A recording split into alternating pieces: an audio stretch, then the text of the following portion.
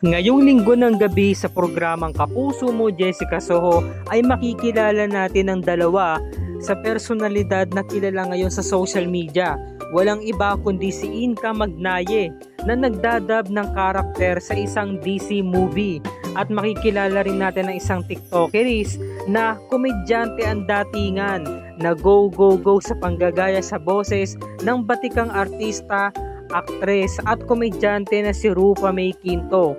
Kikilalanin natin silang dalawa ngayong linggo ng gabi at na maaaliw at mamamangha tayo sa angking talento nila dahil ang puhunan nila ay walang iba kundi ang kanilang natatanging boses. Kaya abangan natin yan ngayong linggo ng gabi. Dito lamang yan sa Kapuso Mo, Jessica Soho.